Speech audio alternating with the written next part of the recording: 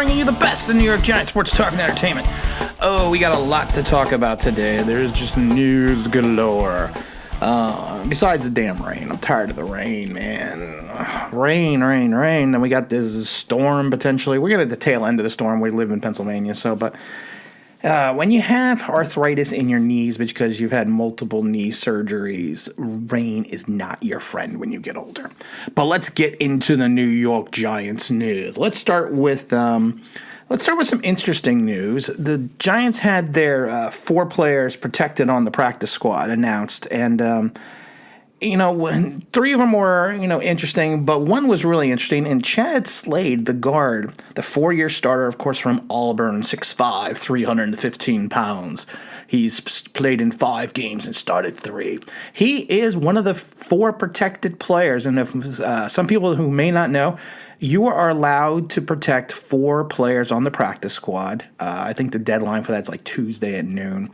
And those 4 players then cannot be signed by any other team until, the following Tuesday. So those 4 players were interesting because, like I said, one of them is Chad Slade, the guard. And it's interesting because you have Kevin Zeitler sitting there, the 30-year-old. He has regressed quite exponentially this season, and I don't see him as part as the long-term plans. I know there's a lot of theories that you don't trade him because you don't want to get Daniel Jones killed. But honestly, we are in a rebuild. We need to address the talent, and we need to take a look at talent. So him being in that position is kind of holding back guys that are behind him. I'm not saying Chad Slade is going to be the answer. He's 28 years old. And like I said, he was a 4-year starter at Auburn, but he's been in the league for a while. He's bounced around the practice squad.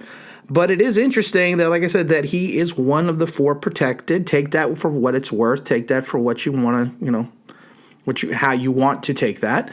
But I would not be shocked with that type of move if something does not happen before the November 3rd trade deadline with Kevin Zeitler, and we see old Chad Slade starting against Tampa. Also, Corey Coleman's back. Oh my God! Everyone's favorite New York Giant who never really plays much, except returning kicks. Corey Coleman. I love Corey Coleman. I remember when he went down 2 years ago with the knee injury, and everyone was like, "Oh my God, we lost Corey Coleman. The season's over." And I even did a video. I was like, "What the hell are you people talking about? He's Corey Coleman. He couldn't cut it with the Browns. He got cut by the Pats." He shows flashes for being a former first-round draft choice, but that's about it. He's a good punt returner and good kick returner, and I'd like to see him. I'd like to see him in that role again, but like I said, that'll take some time. Also, Trent Harris has been re-promoted back to the active roster, the linebacker. He played against Washington. He went back to the practice squad against Philadelphia, and he's back again on the regular roster for this game in a game against Tampa. So I think that's interesting. You know what I did want to talk about before I get into Xavier Mckinney and some other former Giant news? Panthers release Eli Apple. How far has that apple fallen off the tree? I think that apple fell off the tree, rolled down the hill, went into a ditch, found its way into the sewer, and got flushed into the ocean. Boy, he is. Eli Apple is just one of those guys that he has talent. But it's just finding a way to tap that talent, and I think his biggest issue is the fact that he doesn't listen. And I said this when he came out of Ohio State. Eli was way too handsy in college, and that was not going to translate into the NFL with his coverage. And he never really seemed to address that or grow out of that. And I find that interesting that, like I said, that he was released by the Panthers. So, I guess they just had enough of Eli Apple. I feel, you feel bad for him. You also feel bad for, I don't feel bad for, but Brett Jones, the center who got cut by the Vikings, but he's supposed to be re-signed back to the Vikings for the practice squad. Then, of course, we also have poor Odell Beckham, who went down with the, season-ending knee injury. And Landon Collins also had a knee injury as well. So, it's been pretty bad for former Giants, around the NFL. Some misfortune of our own right now that we're having to deal with still is Xavier Mckinney. Xavier McKinney looks like his debut is still a ways away. They're saying that he is progressing. He's in good spirits. He's doing a tremendous job in meetings. He's staying engaged. He's staying up to speed on the scout reports and all that fun stuff, but he's still on the IR, and they're pointing and saying that it is unlikely that he will make his NFL debut before the Week 11 bye on November 22nd. I mean, I think if you read between the lines, it's a lost season. I mean, why would we want to rush him back? If we feel he is a long-term asset for this team, what are we going to see out of him for 6 games? I mean, is it really worth risking that, risking the injury? Because like I said, I tried to tell people this when it happened, because people are like, well, he'll be back in 6 weeks. You break the 5th metatarsal in your foot. That is a tough one to come back from. Because A, it depends on the break. B, that is the type of injury that can reoccur and can be easily re-injured.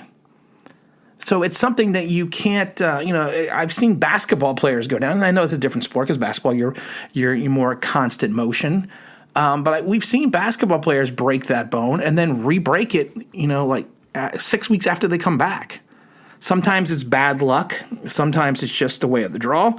But, that's the type of injury you need to be careful with. That's the type of injury you need to make sure is completely healed before you allow him to step on the field, because having him play in a lost season does not make a tremendous amount of sense. Because like I said, the season's already lost. We're 1-6. If we feel that he is going to be a cornerstone of that secondary, why even risk it at all? That's all I'm saying. And I think that's the way we should. I think that's the way we should address the entire season. I mean, like I said, I feel that we should probably trade Zeitler, only because of the fact, like I said, I would like to see Shane Lemieux and some other young guys, or maybe not so young guys like Chad Slade, because like I said, he's not young at 28. Well, I should rephrase that. In the normal world, he is young at 28. In the NFL's annals and circles, 28 is getting up there in age. Maybe not for an offensive lineman, but for a normal player, 28. You 27. They always say 27 is your peak year, and then after you're 27, you kind of go downhill. You take a look at Sean Alexander, the running back. What happened to him? And running backs, I know, are different things. And running backs usually have a shelf life of like 5 years because of the constant abuse and pounding that they take. You have good running backs that last a lot longer, like Adrian Peterson, but those are more of the exception than the norm. So, I mean, it's like I said, let's just let McKinney rest. Let's see what we can get for Zeidler. I mean, even if we can pick up, a 5th or a 6th round pick, I don't like the idea that they're balking at trading Evan Ingram, because unless he really shows something against Tampa, he should not be an untouchable piece. If someone is willing to give up a 2nd or a 3rd round pick for Evan Ingram, I think you got to take it. He's going into his 5th year, and the Giants' luck. He'll have a bang-up 5th year. He'll look like a world beater. We'll sign him to this huge contract, and the next year he'll get hurt, or he'll regress back into the old Evan Ingram. It's the same. The Giants are one of those teams that have always seemed to be snake-bitten that way. I mean, hell, you go back to Odell Beckham.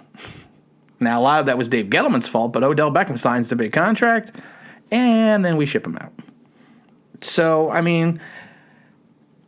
I think we're probably going to stand. I think we'll probably stand pat at the trade deadline. Maybe 1 or 2, maybe a trade here, but I don't think we're going to rush into anything.